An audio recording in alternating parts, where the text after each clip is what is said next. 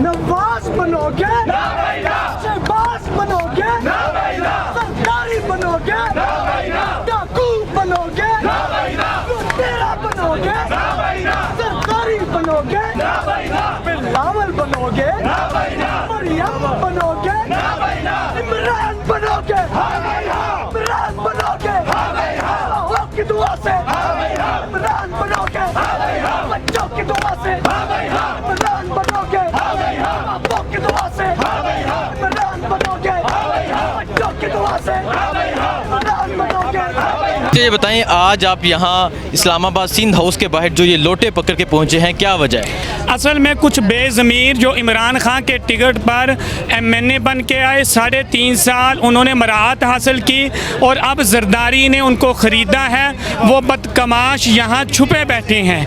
हम उनका ज़मीर जगाने आए हैं कि जनाबे वाला बेज़मीर ना बनो, बकाऊ माल ना बनो, ये तुम्हारी नस्लें याद रखेंगी। जब इमरान खान की इस तहरीक की तारीख लिखे जाएगी तो मौरख ये लिखेगा कि ये लोग बकाऊ माल थे, ज़मीर फरोश थे, इन्होंने इमरान खान की तहरीक को नुकसान पहुंचाया। बस हमारी दुआ है कि अल्लाह करे उनका ज़मीर जागे और वो अपनी इस हरकत से बाज आ जाए। और आखिर में फैसलाबाद के 2 MNAs को ये पैगाम देना चाहता हूँ कि 2013 में तुम्हारी ज़मानतें ज़ब्त हुई थी, अब इमरान खान के टिकट पर तुम MNA बनकर आए हो, अब कहते हो हमारा ज़मीर जाग गया। ज़मीर नहीं जागा, बल्कि रिश्वत लेने वालों की तरह तुमने भी रिश्वत ली है। ये बताएं, आज आप यहाँ सिंध हाउस के बाहर लोटा पकड़ के क्यों पहुँचे हैं? हम इस वजह से पहुँचे हैं कि जो ये लोग इमरान खान की टिकट पे बल्ले के निशान पे मुंतखब हुए हैं, इनको चाहिए कि ये रिज़ाइन दे दें और उसके बाद इमरान खान का मुकाबला करें। ये टिकट इमरान खान पे मुंतखब हुए हैं, पैसे ये नवाज़ शरीफ और जरदारी से ले रहे हैं, ये जुल्म कर रहे हैं। और मेरी उन जिन हलकों से अवाम है, मेरी उनसे अपील है कि इन लोटा करेसों से इन्होंने जो जुल्म कर रहे हैं, पैसे लेके आपकी ज़मीर का ये फरोशी कर रहे हैं, इनका घरों का गिरव करें, इनसे इनका एहतसाब करें और इनको कहें कि इस्तीफ़ा दें और घर जाएं। फिर जिस टिकट से वो लड़ना चाहते हैं, नून से लड़ना चाहते हैं, पीपल पार्टी से लड़ना चाहते हैं, उसके बाद लड़े। लोटों का वो इस तरह हाल करेंगे और उनको छुपने की जगह नहीं मिलेगी। ये सिंध हाउस में आके छुपे हुए हैं, वो अपने घरों में रहे ना, सिंध हाउस में छुपने की क्या वजह है? तो मेरी आगे दूसरी इमरान खान से गुजारिश है कि जनाबे वाला, जनाबे PM, अगर यही आपने नजराती लोगों को टिकट दिया होता, नजराती लोग मुंतखब होते, वो आपके साथ दाएँ बाजू बांध के खड़े होते, वो आपकी सपोर्ट में खड़े होते। ये आपकी भी कोई मिस्टेक है, आप इन चीज़ों से लड़ने का। अच्छा ये बताएं, ये जो लोग अंदर बैठे हैं 10-12 लोग, ये कहते हैं हम अब तरीके अदम एतमाद में अपने ज़मीर के मुताबिक वोट देंगे। 3 साल 3.5 साल इनका ज़मीर कहाँ सोया हुआ था? ज़मीर इनको उस टाइम पैसों की ऑफ़र नहीं आई थी। अगर इनको पेमेंट की ऑफ़र आ जाती तो ये पहले भी जा चुके होते। सारी बात पैसों की है ना, रेट लगा है। और इसमें जो लोग सुनने में आया है, डायरेक्ट अमेरिका इन्वॉल्व है, डायरेक्ट CIA पैसे दे रहा है। 70-80 करोड़ रुपए दिए गए हैं और इनको कहा गया है कि इनको ख़रीदें, क्योंकि अमेरिकन को इमरान खान ने आंख दिखाई है। इसी तरह जुल्फ़िकार अली भुट्टो ने आंख दिखाई थी, इन्होंने उसका पूरा ख़ानदान तबाह कर दिया। हम ये चीज़ मानते हैं, हम बेशक ISF के हैं, यूथ विंग से हैं, PTI से हैं। अब इमरान खान ने आंख दिखाई है, सारी अवाम को चाहिए कि अमेरिका को आंख दिखाएं। हम एक आज़ाद कौम है, हम एक आज़ादी से जीना चाहते हैं, हम किसी की डिक्टेशन नहीं लेंगे। और ये जो लोग कह रहे हैं कि एब्सोल्युटली नॉट नहीं कहना चाहिए, और क्या कहते हैं कि हम हाजिर हैं सर, आप हुक्म करें, ऐसा नहीं है। ये लोग पैसों की वजह बिक गए हैं। ये नस्ल दर नस्ल ऐसे थे। इमरान खान साहब को पहले दिन से इनकी पहचान कर लेनी चाहिए थी।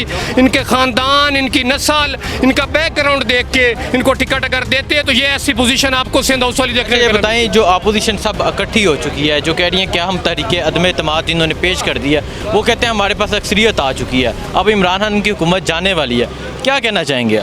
इमरान खान बहुत कम लोग जानते हैं कि उसका अल्लाह ताला की पे तवक्कुल इतना ज़्यादा है।